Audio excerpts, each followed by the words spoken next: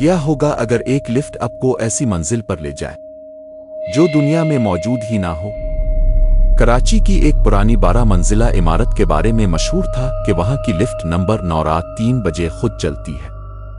لوگ کہتے تھے جو شخص اس وقت لفٹ میں داخل ہو جائے وہ واپس آ تو جاتا ہے لیکن پہلے جیسا نہیں رہتا۔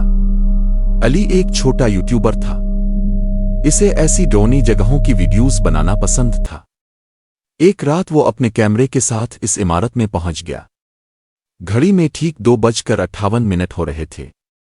عمارت مکمل خاموش تھی، صرف پرانی لفٹ کی کھڑ کھڑ کی آواز گونج رہی تھی۔ علی نے کیمرہ آن کیا۔ دوستو، آج ہم دیکھیں گے کہ لفٹ نمبر 9 کی کہانی سچ ہے یا صرف افواہ۔ اچانک لفٹ خود بخود نیچے آ گئی۔ ڈنگ!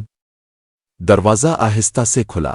اندر کوئی نہیں تھا، صرف ایک پرانا آئینہ لگا ہوا تھا جس پر انگلیوں کے نشان بنے تھے۔ علی ہنستے ہوئے اندر داخل ہو گیا۔ دروازہ بند ہوا۔ لفٹ اوپر جانے لگی۔ 1 2 3۔ پھر اچانک لفٹ کی اسکرین پر ایک نمبر ظاہر ہوا، 13۔ علی چونک گیا۔ عمارت میں تو صرف 12 فلور تھے۔ لفٹ راک گئی۔ ڈنگ! دروازہ کھلا۔ باہر مکمل اندھیرا تھا، صرف دور ایک لمبا سا آدمی کھڑا تھا جس کا چہرہ نظر نہیں آ رہا تھا۔ علی نے ڈرتے ہوئے پوچھا، کاف کون ہے؟ وہ آدمی آہستہ آہستہ چلنے لگا، لیکن عجیب بات یہ تھی اس کے قدموں کی آواز نہیں آ رہی تھی۔ علی نے فوراً کلوز ڈور کا بٹن دبایا۔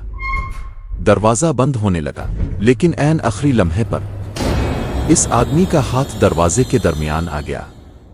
ہاتھ مکمل کالا تھا اور انگلیاں غیر معمولی لمبی تھیں۔ لفٹ کی لائٹس جھپکنے لگیں۔ کیمرہ خود بخود بند ہو گیا۔ پھر اچانک لفٹ نیچے گرنے لگی۔ علی زور زور سے چیخنے لگا اور پھر سب کچھ خاموش ہو گیا۔ اگلی صبح عمارت کے سیکیورٹی گارڈ کو لفٹ گراؤنڈ فلور پر ملی۔ دروازہ کھلا تھا۔ اندر علی کا کیمرہ پڑا تھا، لیکن علی کہیں نہیں تھا۔ کیمرے کی آخری ریکارڈنگ میں صرف ایک چیز نظر آ رہی تھی۔ لفٹ کے آئینے میں علی اکیلا نہیں کھڑا تھا، اس کے پیچھے وہی لمبا آدمی مسکرا رہا تھا۔